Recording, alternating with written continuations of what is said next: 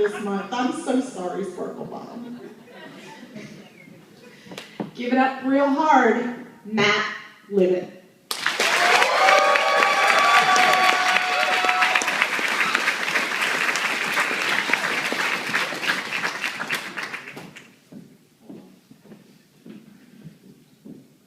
Hi.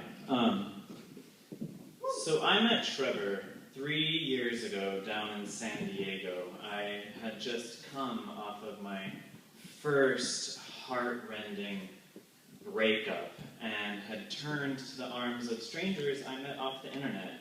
Trevor and I started chatting online through a gay dating website, which is basically a polite euphemism for it's like an online vending machine where you pick people you're gonna fuck. Like let's beat around the bush a little. Yeah. So we started chatting and we swapped the requisite statistics. I'm 5'6", and he had an 8-inch cock. So we decided to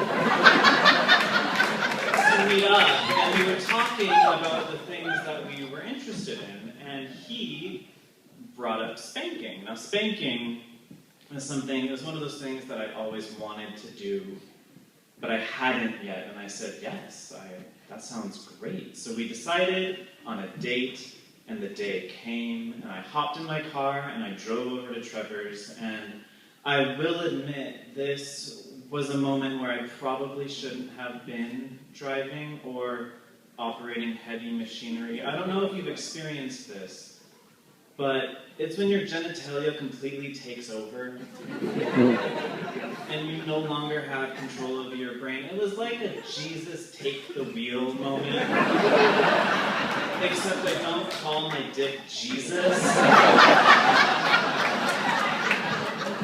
And I show up at Trevor's, and he is standing outside in his 6'2" glory with his blonde hair, smoking a cigarette, and he was kind of a hipster.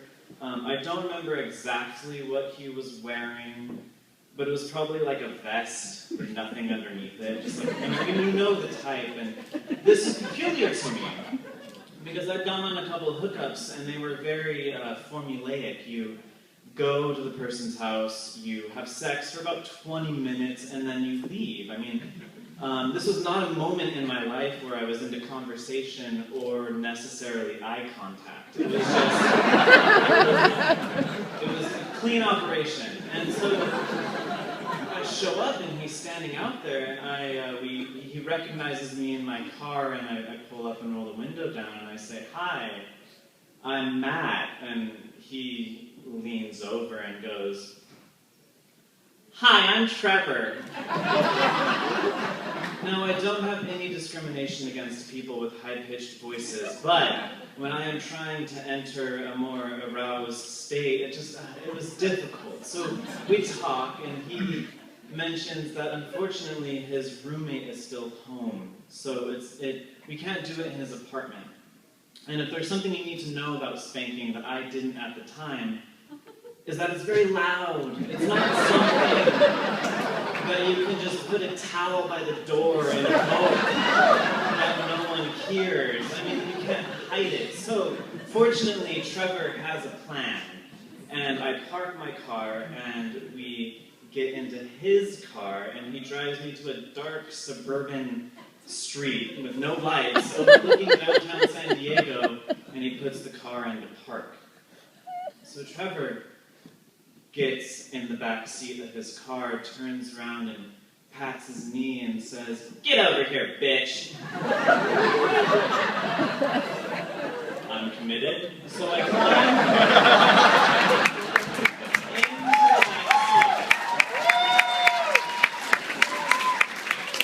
and lay across his lap. He pulls my pants down and my underwear down, just exposing my ass, which tops up there. That's a really great position. And he asks me if I'm ready, and he gives me a few playful slaps, and I turn and look at him and say, "Yes, I think I'm ready."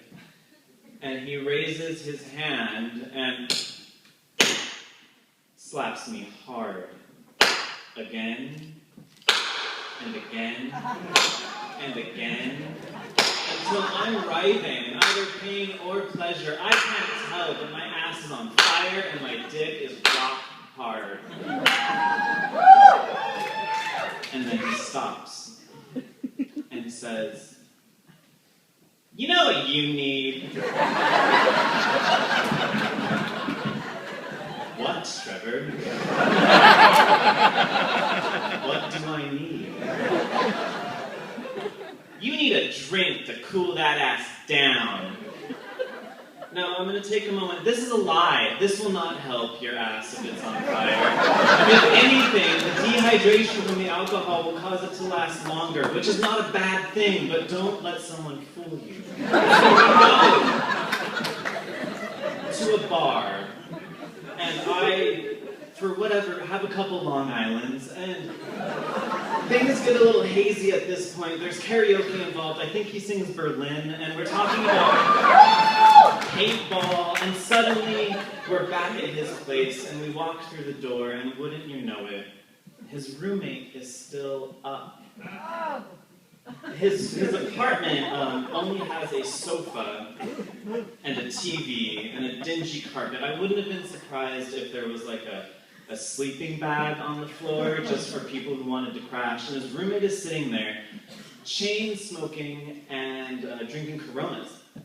Now, I don't want to offend anyone with this description, but she basically looked like a methed out cheerleader. Like, she had stringy blonde hair and the cigarettes, and she is on her, like, 6th hour of a Real Housewives of Orange County marathon. So Trevor, being the good roommate that he is, decides to sit down, and we start talking, and I am now, 5-6 drinks in, and it comes out that his roommate used to be Mormon. And I know I just met most of you tonight, but I can share that I too once was Mormon. And I can tell you, alright, yeah. So I can tell you that when two drunk Mormons get together, there's gonna be singing. And so we start.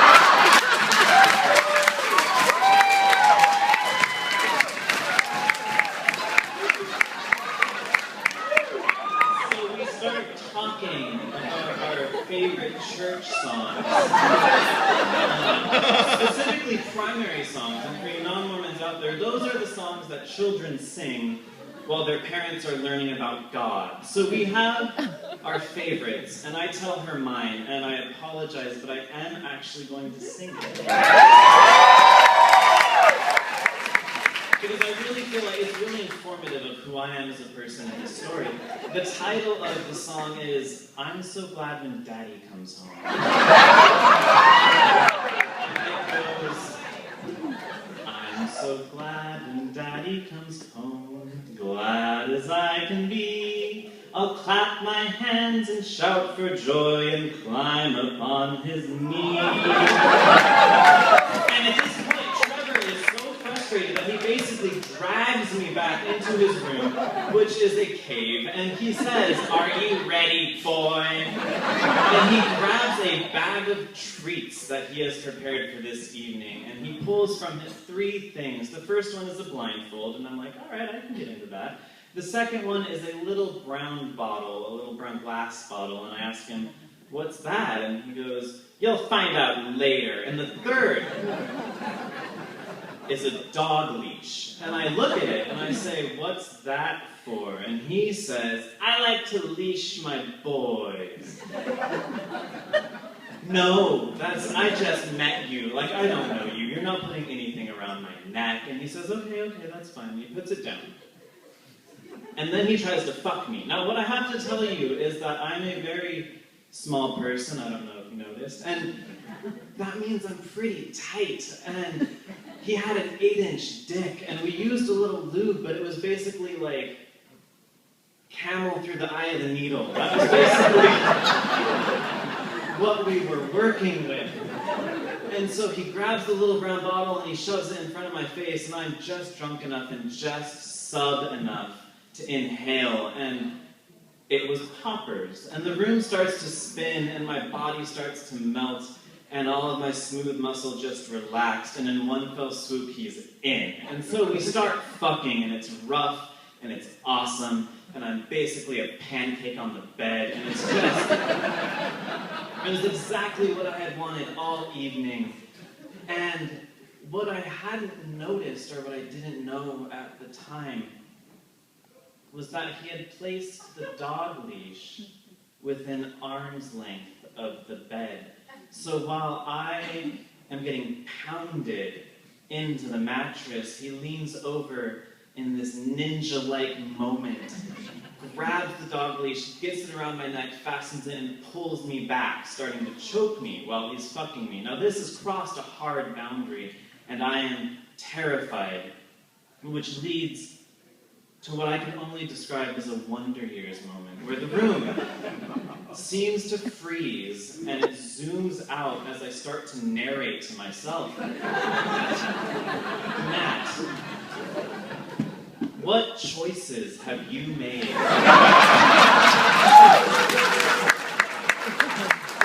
Where you are leashed in a stranger's bed, you may end up in his bathtub missing a kidney surrounded by ice. You don't know. Think of your education. Think of what your parents would say. And so I snap back and I realize I have to get out. So I say, Trevor, I have to use the bathroom. And he pauses.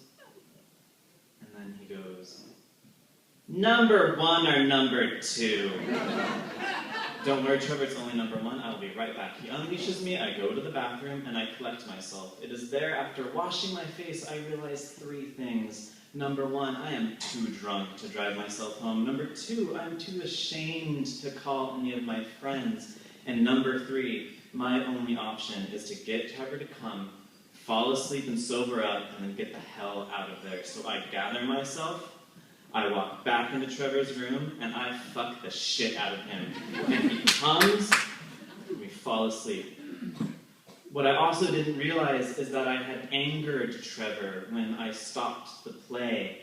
So after we fell asleep, I woke up 4 hours later to him standing over me, beating off, going, "Take my load, bitch! Take my load!"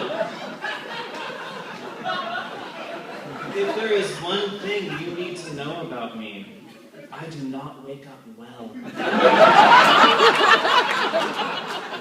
not what you would call a morning person. So to open my eyes from this drunken slumber to see his saggy balls and shaft over my face just jacking it, I was not amused, and so he was able to come despite my total old man face just looking at me, wondering why this was still happening. And when he blew his load over my face, I wiped it off, got the fuck out of there, and never saw that jackass again.